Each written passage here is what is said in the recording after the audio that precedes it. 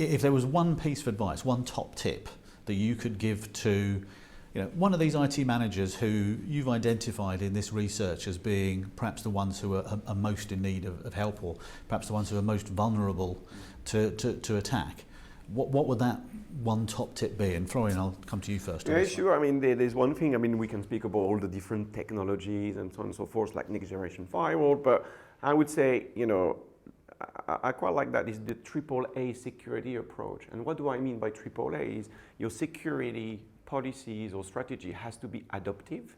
So it can't be you can't do something today and leave it for 1 year thinking it's going to be good enough, because of course things are evolving, so your security strategy has to be adaptive.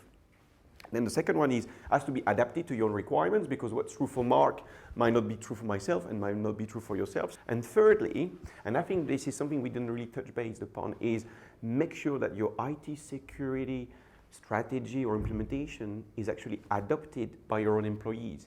And what I mean by adopted security, it means that their users understands the challenges and the risks and the benefit associated with social media, mobility, and so on and so forth. Because two things will happen is, if it's too complex, an employee will say, you know what, if I have to log into all these different portals and username and password to access my email from that smartphone, you know what, I'm not going to do it. So you are losing the point.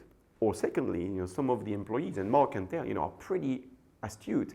They will find a way around the security policy to access this email or to access the application. And that's a big backdoor for a hacker to come in. So make sure that your IT security policy is actually adopted by your users. What I mean by adopted is understood, and then they stick to it. Okay, Mark, how about you? What will be your one bit of best practice that you want these people to do? I think typically starting at the end user requirement. So getting the security so that it's actually working for the user and enabling the users, but then more importantly, testing it with the users as well. So it's all very well saying, I've banned Facebook, I've ticked that box on there. Well, have you sat on a user's machine and tried to get there? Have you searched for something in Google? Google by default turns on encrypted searches.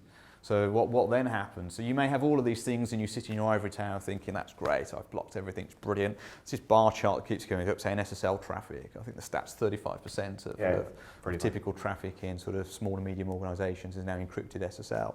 And that's a big challenge for everybody to say, well, how do we address that? How do we now know where they're going and what they're doing if it's all encrypted inside this data?